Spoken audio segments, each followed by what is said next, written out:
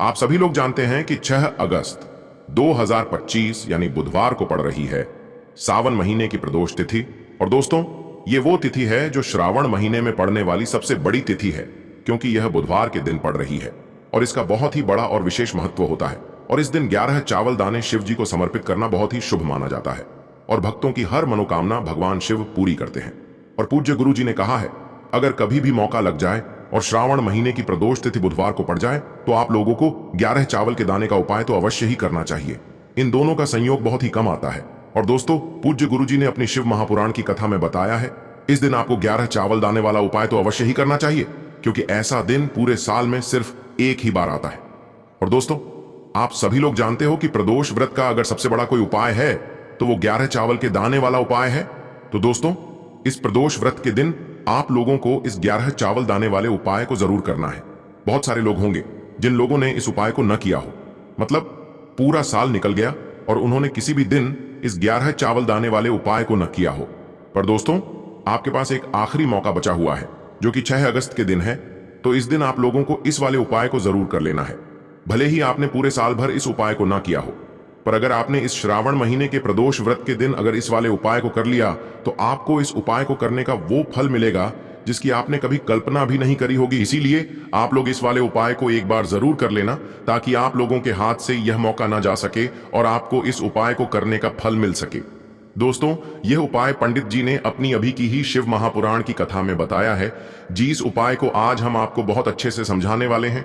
इस वीडियो को देखने के बाद इस उपाय को समझने के लिए आपको कोई और वीडियो को देखने की जरूरत नहीं पड़ेगी। तो चलिए दोस्तों, उपाय को शुरू करते हैं। देखिए, ये इस श्रावण महीने के बुधवार के दिन ये इतना खास होता है, इतना महत्वपूर्ण होता है। देखा गया है कभी कभी बड़े बड़े पूजा पाठ अनुष्ठान से जो मनोकामना पूर्ण नहीं होते, वो इस श्रावण महीने के बुधवार प्रदोष के दिन एक छोटे से उपाय करने से ही आपकी मनोकामना पूर्ण हो जाती है। और बहुत सारे लोगों ने इस उपाय को किया भी है और उनको इस उपाय को करने का फल भी जरूर मिला है।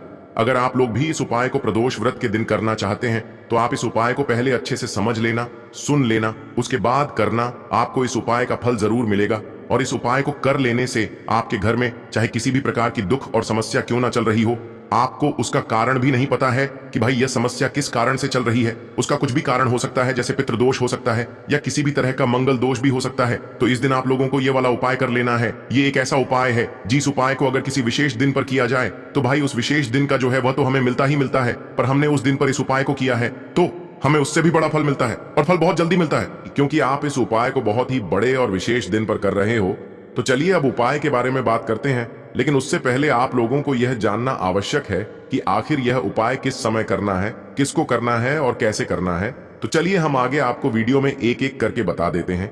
लेकिन उससे पहले अगर आप लोग हमारे चैनल पर नए हैं तो हमारे चैनल को सब्सक्राइब कर लेना और इस वीडियो को लाइक करके कमेंट बॉक्स में श्री शिवाय नमस्तुभ्यम ओम नमः शिवाय जरूर टाइप कर देना।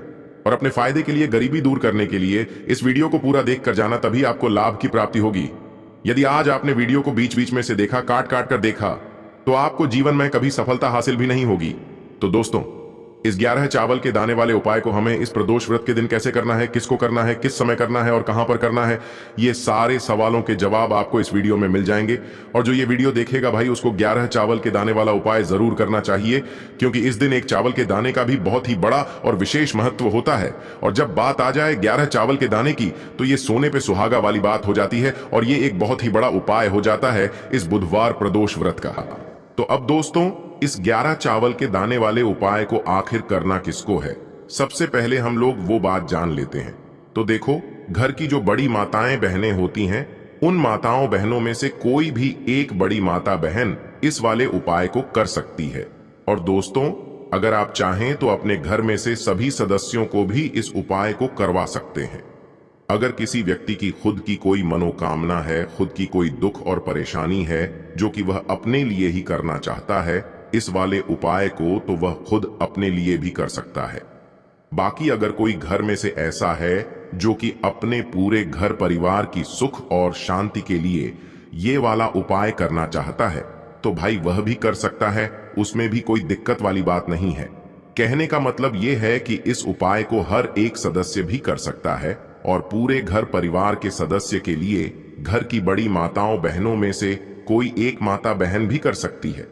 माताएं बहनें अगर घर में उपस्थित न हो या वो यह वाला उपाय न कर पा रही हो, तो फिर घर का कोई बड़ा सदस्य भी इस 11 चावल के दाने वाले उपाय को कर सकता है, चाहे फिर वह पुरुष ही क्यों ना हो। उसमें कोई भी दिक्कत वाली बात नहीं है। अब दोस्तों, इस 11 चावल के दाने वाले उपाय को हमें करना कहां पर है?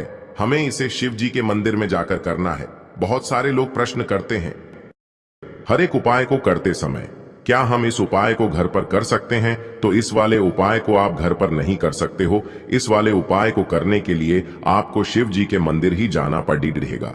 उसके बाद में दोस्तों जो अगला प्रश्न निकल कर आता है वो यह आता है इस उपाय को लेकर कि आखिर इस उपाय को हमें किस समय करना है, सुबह के समय करना है कि शाम के समय करना है। तो देखो, इस वाले उपाय को आप लोग सुबह के समय भी कर सकते हो और शाम के समय प्रदोष काल में भी कर सकते हो। अब अगर आप पूछो कि भाई सबसे उत्तम समय कौन सा रहेगा इस 11 चावल के दाने वाले उपाय को करने का, तो हम आपसे बस यही कहेंगे कि इस उपाय को आप सुबह के समय करेंगे तो ज्यादा बेहतर होगा। बाकी अगर प्रदोष काल शाम के समय भी करेंगे तो भी अच्छा होगा, उसमें कोई भी दिक्कत वाली बात नहीं है। तो अब दोस्तों जो अगली सबसे बड़ी और महत्वपूर्ण बात आती है वो यह आती है कि सुबह अगर हम उपाय को करेंगे तो हमें कितने बजे से लेकर कितने बजे तक के बीच में करना है, और शाम के समय प्रदोष काल में करेंगे तो हमें कितने बजे से लेकर कितने बजे के बीच में करना है। तो देखो, सुबह जितनी जल्दी हो सके आप उपाय को करने की कोशिश करना। बाकी अगर किसी कारणवश लेट भी हो जाओ, थोड़ी देर भी हो जाए, तो 10 या 11 बजे तक भी आप उपाय कर लेना, पर 12 बजे से ज्यादा देरी ना हो, ठीक है? इस बात का ध्यान रखना। उसके बाद में दोस्तों अगर शाम के समय प्रदोष काल की बात करें, प्रदोष काल का जो समय होता है वो शाम के 6 बजे से शुरू हो जाता है।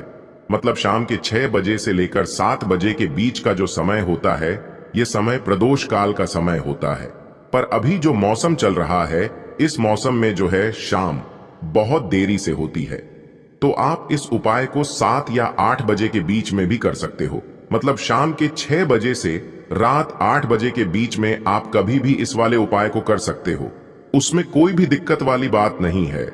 अब दोस्तों यहाँ पर इस उपाय को लेकर एक और सबसे बड़ी बात ये निकल कर आती है कि इस 11 चावल के दानों को हमें लेना कहां से होता है, और हमें इस उपाय को करने के साथ में क्या और कुछ भी सामग्री ऐसी होती है जो शिव जी के मंदिर लेकर जानी पड़ती है।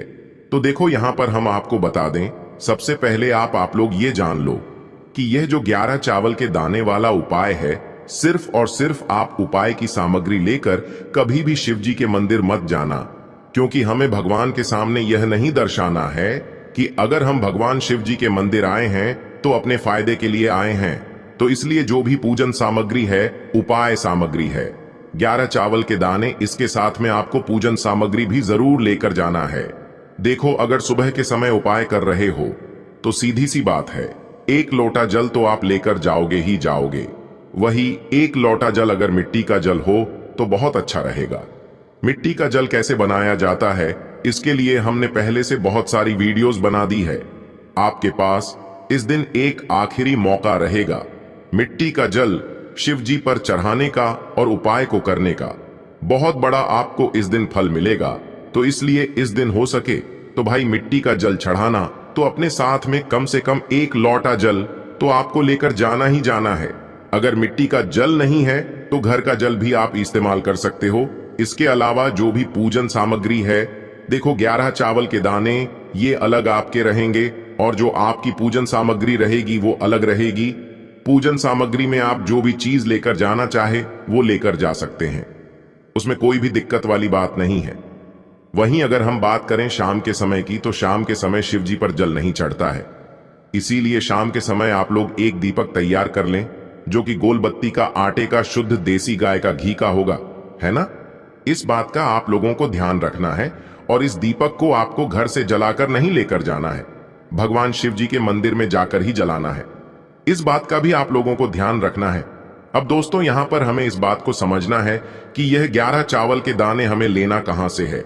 क्या हमें दुकान से लेकर आना है, या हमें अपने घर से लेना है, या कहां से लेकर आना है, और कौन से चावल लेना है, क्योंकि चावल भी बहुत प्रकार के होते हैं।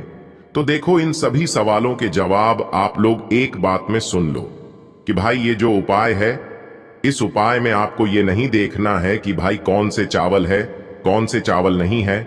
बस जो भी चावल ले रहे हो वो चावल का दाना सबूत होना चाहिए, मतलब साबुत होना चाहिए, टूटा हुआ नहीं होना चाहिए, कटा पिटा नहीं होना चाहिए। ये बात आपको ध्यान रखना है। बाकी आपका चावल बासमती हो या सादा चावल हो या कोई सा भी चावल हो, उसमें कोई भी दिक्कत वाली बात नहीं है। तो सीधी सी बात है कि आपके घर के रसोई घर में जहां पर आप भोजन बनाते हो, वहां पर जो भी चावल आपके उपस्थित हो, उन चावलों में से अपनी एक कटोरी भर लेना या एक मुट्ठी चावल अलग से निकाल कर रख लेना। क्योंकि हम 11 चावल ही यहाँ पर इस उपाय में लेने वाले हैं, तो हमें यह चावल के दाने गिनकर निकालने पड़ेंगे। इस बात का आप लोगों को ध्यान रखना है। तो अपने उस चावल की कटोरी में से या चावल में से 11 ऐसे चावल के दाने आप लोग निकाल लो जो कि टूटे हुए ना हो, कटे पिटे ना हो, जिनमें कोई दाग ना लगा हुआ हो, है ना। अच्छे साबुत चावल के दाने 11 दाने आप लोग निकाल कर रख लो और इन्हें किसी भी एक कागज की पुड़िया में या किसी एक छोटी सी कटोरी में आप लोग रख लो, ताकि यह सुरक्षित रहे। आपके एक भी चावल का दाना इधर उधर ना हो और आपका उपाय भी पूरा अच्छे से हो जाए।